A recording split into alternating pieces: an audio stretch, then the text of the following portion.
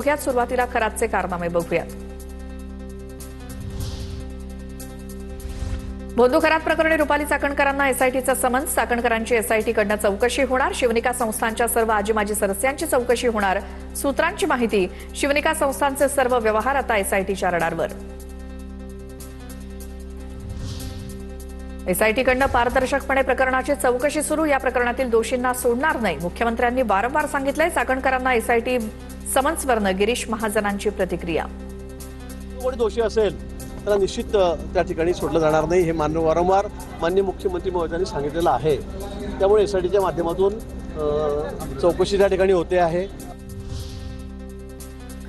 शिवनिका ट्रस्टचे संचालक ललित पोफळे स्वतःला वाचवण्यासाठी खरात विरोधात एफआयआर दाखल करणार. सूत्रांची माहिती, आतापर्यंत 300 कोटी रुपयांहून अधिक हवाला व्यवहार पोफळेंच्या माध्यमातून झाल्याची चर्चा. खरात प्रकरणात एसआयटीचा आयकर विभागासोबत पत्रव्यवहार. आयकर विभाग आणि मुद्रांक शुल्क तसंच इतर यंत्रणांना पत्रव्यवहार केला.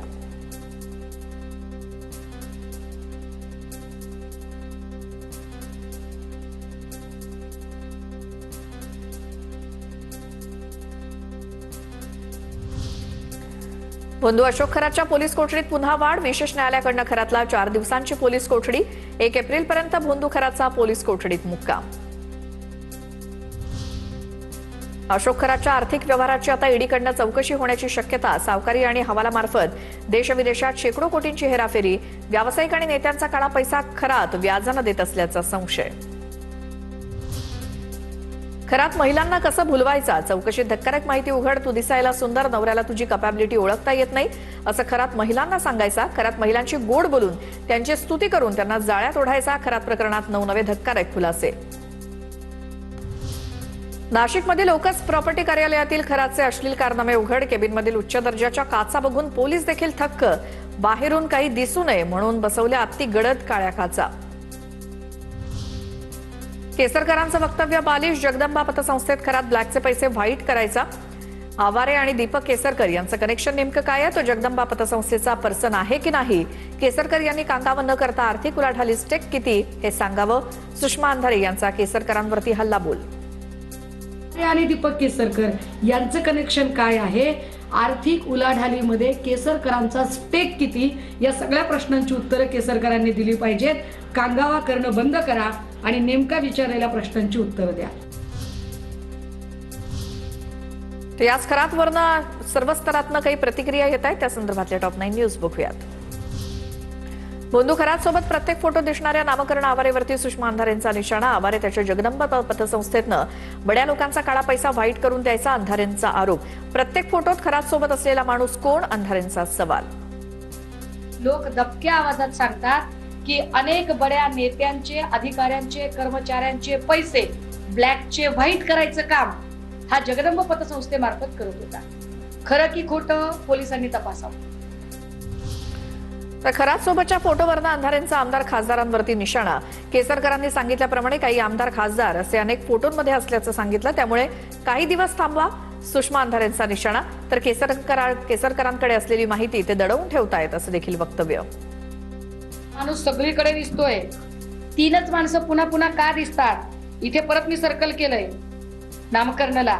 बघा, चाकणकर, केसरकर, खरात आणि 4था माणूस आहे नामकरण. या नामकरणाचं केसरकरशी काय संबंध आहे? ये रिश्ता क्या कहलाता है? तर एकनाथ शिंदेंना खरातकडे घेऊन जाणारे केसरकर होते. शिंदेंचं खरातला भेटणाऱ्या मंत्री आणि नेत्यांची चौकशी करा. संजय राऊतांची मागणी. केसरकरांना बोलवलं चौकशीला, तटकरांना बोलवलं चौकशीला.